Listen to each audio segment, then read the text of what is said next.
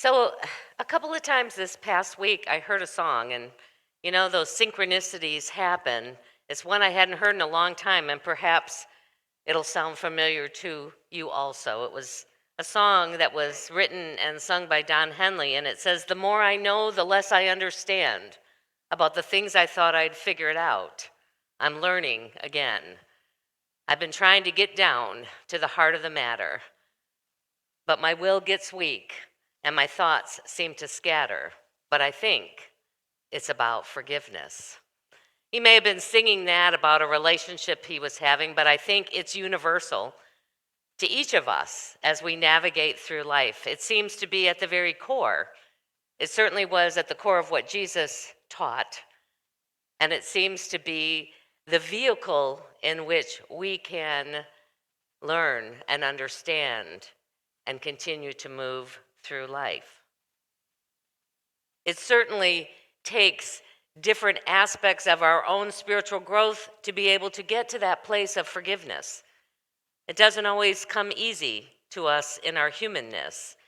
And it seems it's also at the very core of this inner journey. We've been discovering through this series that in order to be able to forgive, we have to tap into the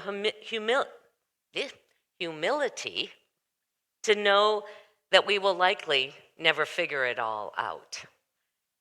We have to build a greater awareness to know that we are called to follow the wisdom of the heart rather than always the direction of the head. The ability to forgive ourselves and to forgive others when we forget, when we miss the mark, when we sin, as the Bible likes to call it. And the willingness to allow ourselves to open to this indwelling love, and that be the vehicle to guide us, that be the vehicle to form us. As we are wrapping up this series on what the mystics know, we've been invited to learn from those who have walked this path before us. We've been looking at what it was that each of these individuals experienced that allowed them to be a greater presence as human beings and as divine beings on earth.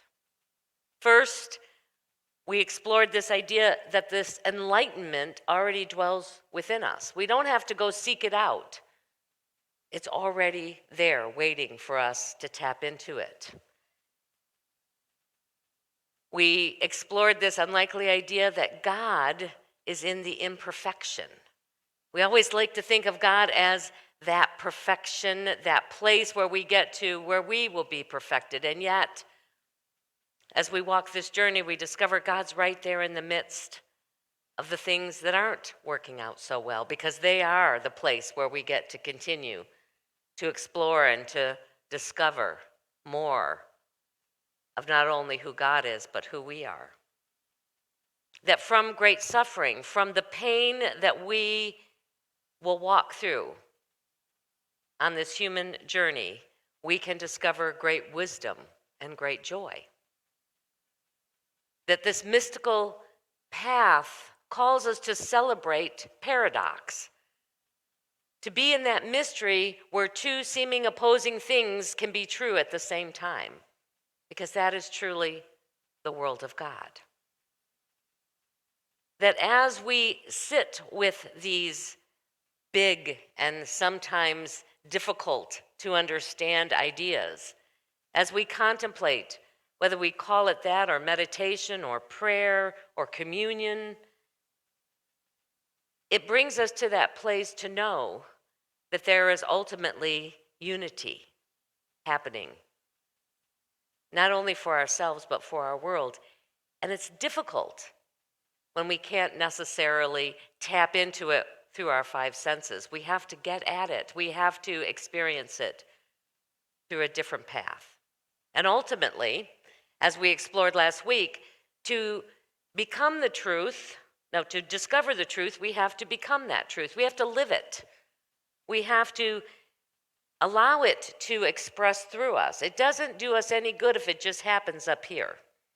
We can be intellectually a scholar, and yet, unless we can put it into practice, and that's what I've always loved about Unity, because it was called practical Christianity. It's like, how do we take these truths and live them and allow them to become us? Our final path in this series is entitled, As You Are Transformed, Others Will Be Transformed Through You. We don't have to go out necessarily and convince other people that this is the way, or a way even. What we have to do is to be that way in expression that others will want to tap into and figure out how they can also have that experience in their life. But it's also a reminder to say that the core of this path is not solely about the inner work that we do. Because if all we ever do is contemplate inwardly, and we don't push that back out into the world, then it's really self-preoccupation. It's probably one of the most selfish things we can do, because we're here to be that expression into the world, at least to the best of our ability. And when we can do that, that is what the author, Father Rohr, calls authentic action. You've heard that word.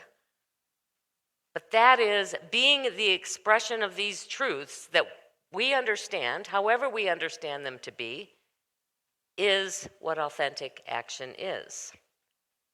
That if we don't take all that we are discovering and embodying and express it out in a way that blesses others, we've also missed the mark. It is a different way of expressing what in Unity is our fifth principle. And the fifth principle says this: knowing and understanding the truth is not enough. A person must also live this truth that he or she knows. Divine love seeks not only to be known, this interior work that we do, it desires to experience itself. It is God experiencing itself through how we express it out into the world. We become channels for that good. And it's a dance. It's a dance of both inward discovery and embodiment and outward expression. It is allowing ourselves to be and to have that channel of God's love flow into us so that we can know with greater certainty who we are as eternal beings, but it's also our opportunity to find that perfect balance in expressing it out. You know, Jesus demonstrated this. He didn't full out go out and just preach all the time and work all the time and, you know, in this short window that he knew he had, you know, power seminar with the people that were around him. He had this balance. He would go, he would take all of his exuberance and energy and share this truth, demonstrate this truth, be this truth for anybody who showed up, and then he'd step away. We're told often he would go into the garden, he would go to the desert, he would go to the top of the mountain so that he could be infilled again, so that he could be that balance of both giving and receiving. That is one of the spiritual laws of life, that there is this constant flow, and we have to be able and willing to do both, to be that full expression of God in our life. And that flow and how it looks will be as unique as each individual is. There's no one right way. There's nothing that you can point to and go, that's it, except for what you feel when you're in the presence of that person. But how it gets expressed out is up to us each individually and the wisdom and the guidance that we're being shared with. But they will all involve, every expression will involve this relationship with both God and the other. It will be between ourselves and other people, because this is how, there's a reason why we're all here having this human experience, because we need each other. We need each other as both a reflection of what it is that we know to be God's love in the world, and we need each other at times to be an expression where we know, that's not quite it, because it helps us continue to grow and to learn and to evolve into the fullness of it. We'll know that we are expressing out authentic action, and here's a good guidepost that you can check in with yourself around. When it's executed with compassion, when it is given with the energy of loving kindness, when it is expressed from a place of humility, and ultimately when there is an energy of patience and maybe even non-expectation about how it is received. In fact, that's usually my first clue that what I'm giving to someone is not part of authentic action, when I have a stake in how it's received. Have you ever noticed that? You're like, I'm going to do this loving kindness for these people. And if they don't receive it well or flat out refuse it, if I'm upset about that, then I know that maybe there was more attached to it than just this pure expression of wanting to be God's love in the world. Can you imagine if Jesus got upset every time his message was not understood or received well? He'd be in a place of constant turmoil and upsetness, because for most people, even the ones who were the most dedicated and followed him, much of the time they go, I don't get it. You know, he'd share this beautiful understanding of what God is and how God operates, and they would go, can you share that again? Our human interaction becomes our testing ground. It gives us an opportunity to see if what we've learned actually can be applied, actually can be expressed out in a way that reflects what we know in our minds and hearts. It's our sort of our spiritual school that we're in here. It's like, oh, let me learn a little bit more, and then let me go see how well I do. Oh, and let me go learn a little bit more, and then let's try it again. It's the perfect place for God to call us out of our need, and especially around our need to control, to change, and to convert. I have a brother, bless his heart. I have two brothers, actually, but I have one that has been my spiritual school my whole life, and I'm so grateful for it.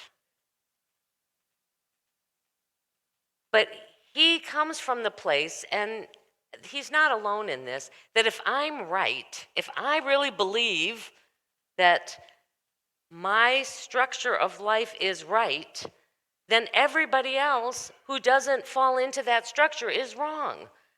And if they're right, then somehow I'm wrong. This idea of having both being true is just, it doesn't compute for him.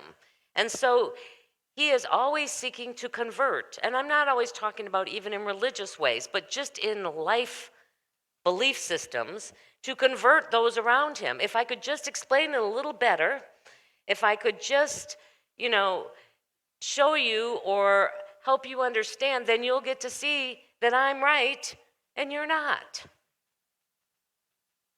And part of our spiritual journey is being okay in that place where I can be fully committed to what I believe and be okay with those who might not see it in quite the same way.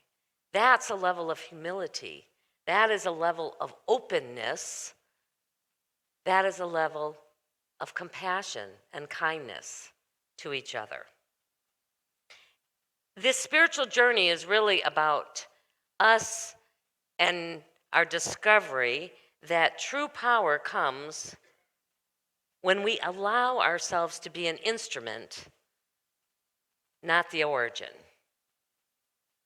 When I'm the instrument, I don't claim to know it all. I just claim to be a channel for which the allness to express through. That we are the aqueduct, here's another visual for you, and not the source. We are what that source can flow through, but we don't have it all and know it all, at least not quite yet. You know, my fervent prayer as a spiritual leader, as one who has this opportunity to speak to you not only on Sundays, but as I work with people in classes and in groups, is to be able to get myself out of the way. In fact, that's my prayer. That's what I sit and have a fervent prayer about every Sunday. Because it's not about me, it is about allowing whatever those ideas and words and expressions of God to flow through me. Linda doesn't know a whole lot, but Linda, that is informed through allowing the Spirit to speak through me, to give people a glimpse of what's possible, has the greatest amount of power that I can ever have. At best, all I can do is entice you, attract you, perhaps inspire you, just as the music might do, just as the meditation might do, to discover within yourself a new way of looking and experiencing who you are beyond just this human expression. I have no power and certainly no control about how you receive that. And I celebrate that. I want you to know it becomes a relief when you can get to that place, because it is freeing to know that my role is not to change you. My role is not to convert you to a certain way of thinking, or God forbid, try and control you. It's like herding cats, especially in unity. It's not something that you want to take on, but it's simply to invite you to move deeper into the mystery and the majesty of who you are and who you've been created to be. Father Rohr suggests that transformation cannot happen in the head alone. He says this, that you can never think yourself into a new way of being, and invariably you live yourself into a new way of thinking. There's something for you to ponder this week. Here, listen to that again. You can never think yourself into a new way of being. You invariably live yourself into a new way of thinking. That is ultimately the experiences that we have that shape and form how we think about ourselves and others and the world. Thanksgiving is a reminder of the power of gratitude. It is a reminder of what is possible and what good is already present.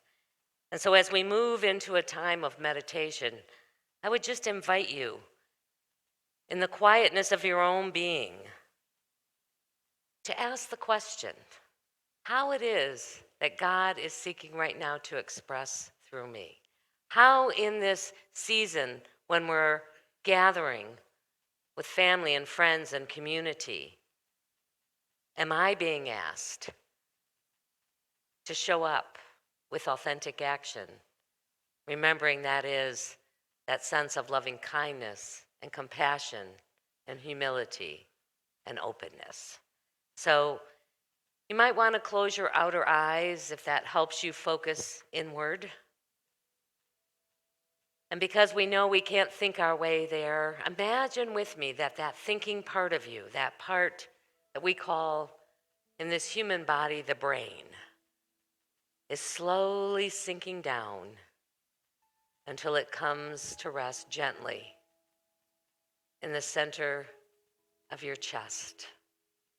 in that place where not only our physical heart, but our spiritual heart lives and breathes and expresses.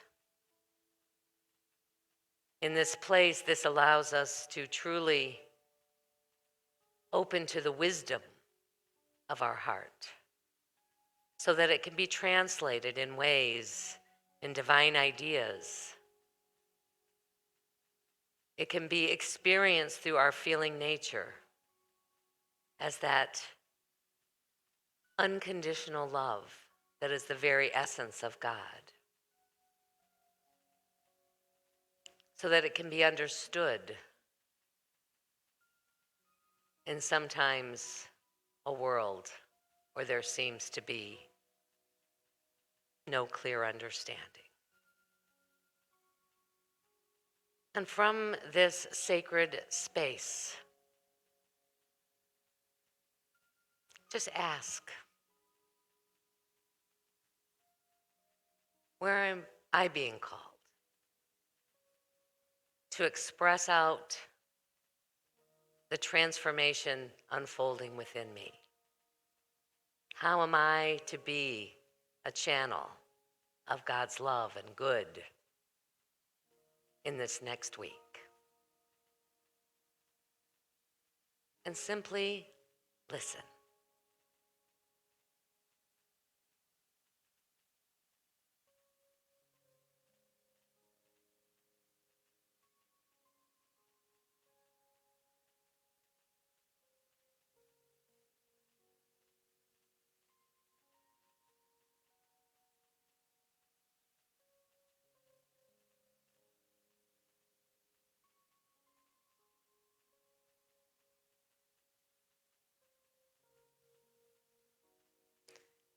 And as this idea unfolds in this moment, or perhaps it will arise in the moments to come this week,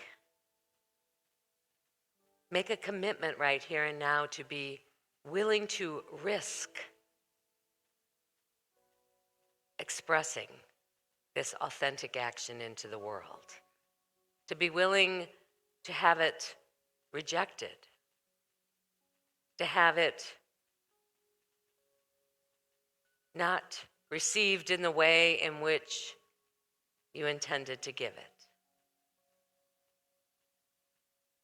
to risk perhaps the pain of rejection, for that just takes us and allows us to learn and discover and to grow again, and to remind ourselves that we are here to be the channel, that it's not ours to convince, to convert, and to control how it's received, only to be the channel for which it's expressed. And with that commitment firmly in place, I invite you to begin to bring your attention back to this time and to this space, to the awareness of this room and the sounds within it. And whenever you're ready, you can open your eyes.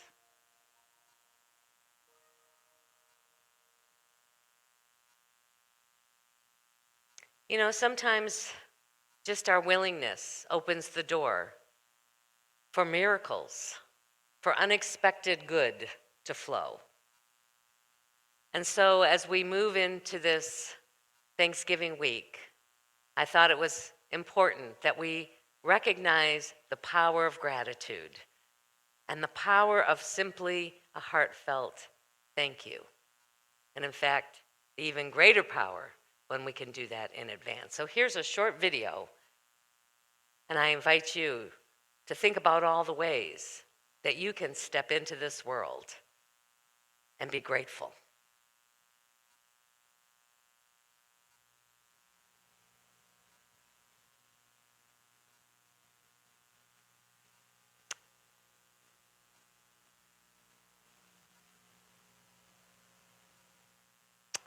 Humility.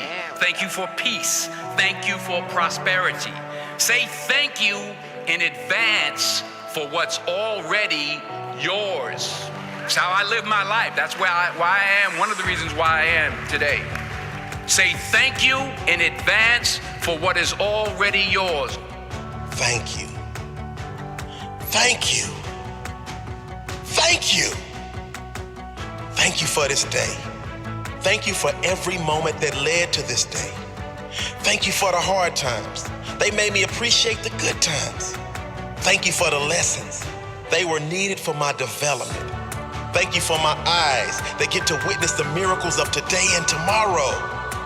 Thank you for everything I take for granted. Thank you for all of my blessings. Thank you for my drive. Thank you for my spirit. Thank you for my strength. Thank you for giving me the courage to fight through the hard times.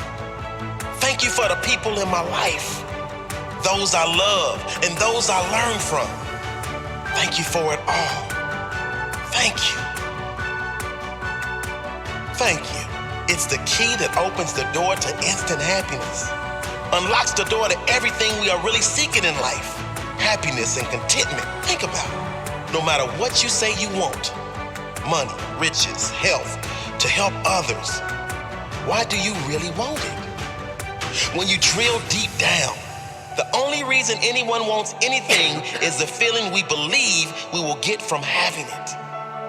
That all boils down to happiness and contentment. And the truth is, we can have it now if we are grateful. And if you get quiet, get away from the noise of the world, and think for a moment about what you could be grateful for, I'm sure you could find plenty. Be grateful there's food on the table, air in your lungs, life in your body. Get grateful that you have opportunity to take your life to a whole nother level.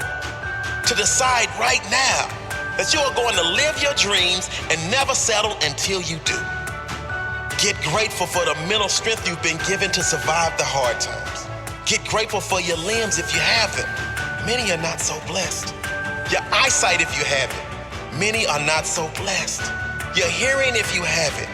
Many are not so blessed.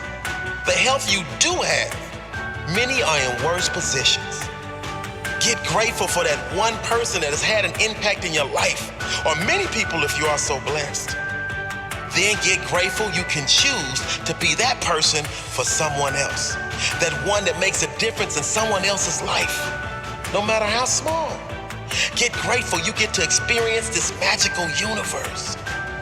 Today, look for miracles. I guarantee if you are looking, you will see them. There are unlimited things to be grateful for. Open your eyes. Unlock your amazing life. It's ready for you right now. Thank you for this day, whatever it brings. Whether a challenge I need to grow, a lineup to teach me patience, an unexpected blessing, every moment of joy, whatever today brings, thank you. Whatever it brings, I pray I have enough presence in each moment to know that no circumstance is my life. No high or low, no event, no thing is my life. Life is energy, and I know I'm so much more than my physical body. Thank you for my ability to love, to give to others my authentic love and kindness without expecting anything in return. Thank you for my strength. Thank you for my presence. Thank you for my ability to attract only the things and people that are in harmony with what I need in my life. Thank you. Thank you. Thank you for this day, whatever it brings.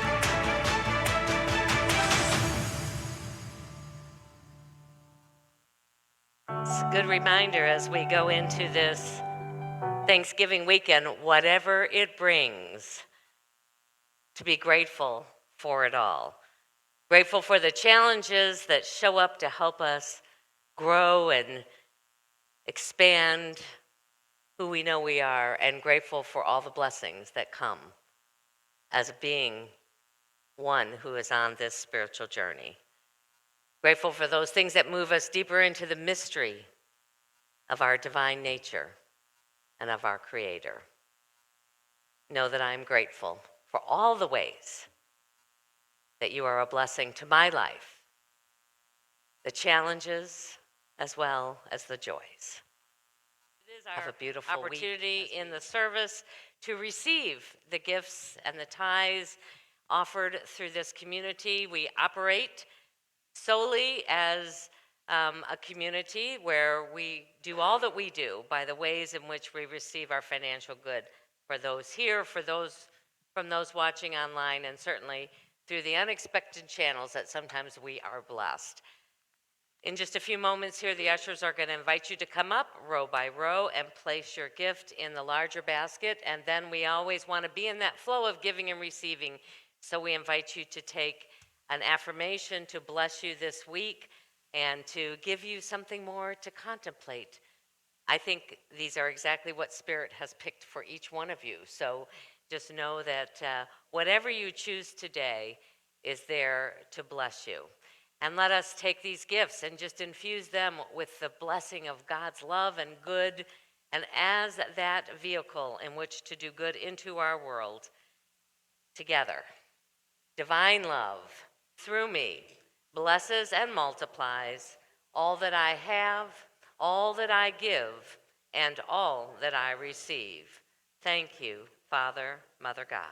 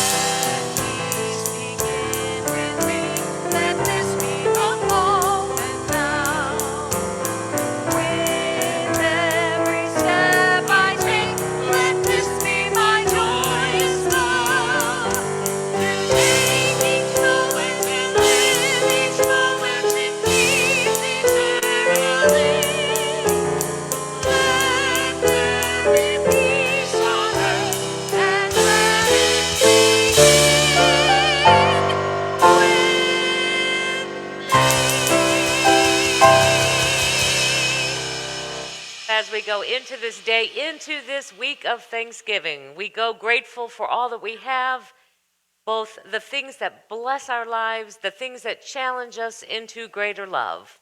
And we go knowing our prayer for protection together. The light of God surrounds us. I am the light of God.